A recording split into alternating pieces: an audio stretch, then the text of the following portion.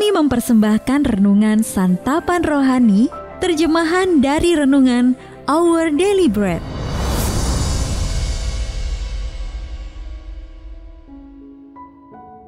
Untuk menerima notifikasi video baru kami, silakan tekan tombol subscribe dan tanda lonceng di bawah ini.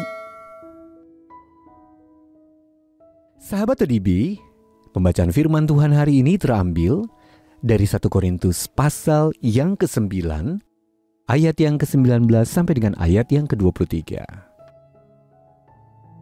1 Korintus pasal yang ke-9, ayat yang ke-19 sampai dengan ayat yang ke-23. Sungguh pun aku bebas terhadap semua orang, aku menjadikan diriku hamba dari semua orang, supaya aku boleh memenangkan sebanyak mungkin orang. Demikianlah bagi orang Yahudi, aku menjadi seperti orang Yahudi, supaya aku memenangkan orang-orang Yahudi. Bagi orang-orang yang hidup di bawah hukum Taurat, aku menjadi seperti orang yang hidup di bawah hukum Taurat. Sekalipun aku sendiri tidak hidup di bawah hukum Taurat, supaya aku dapat memenangkan mereka yang hidup di bawah hukum Taurat. Bagi orang-orang yang tidak hidup di bawah hukum Taurat, aku menjadi seperti orang yang tidak hidup di bawah hukum Taurat. Sekalipun aku tidak hidup di luar hukum Allah, karena aku hidup di bawah hukum Kristus, supaya aku dapat memenangkan mereka yang tidak hidup di bawah hukum Taurat.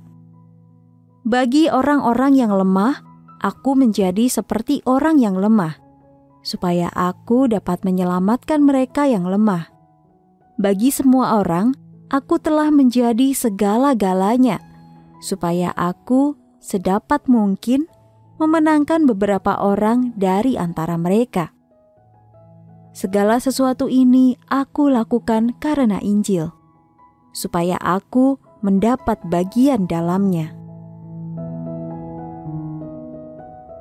Ayat mas renungan hari ini terambil dari 1 Korintus pasal yang ke-9 ayat yang ke-22.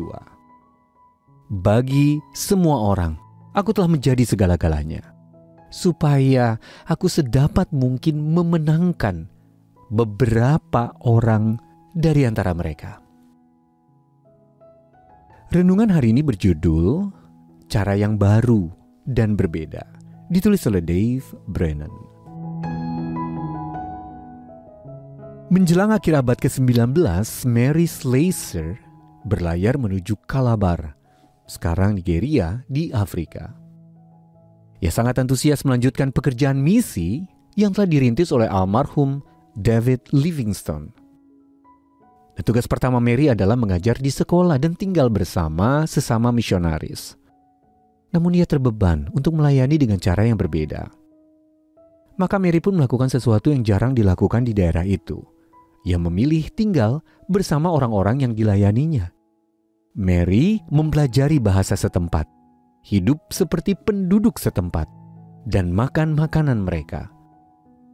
Mary bahkan menampung puluhan anak terlantar, dan selama hampir 40 tahun, Mary membawa pengharapan dan kabar baik Injil kepada orang-orang yang membutuhkan keduanya.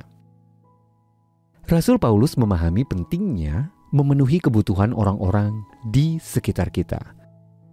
Dalam 1 Korintus pasal yang ke-12 ayat yang ke-4 dan ke-5, ia menegaskan, ada rupa-rupa karunia tetapi satu roh, dan ada rupa-rupa pelayanan tetapi satu Tuhan.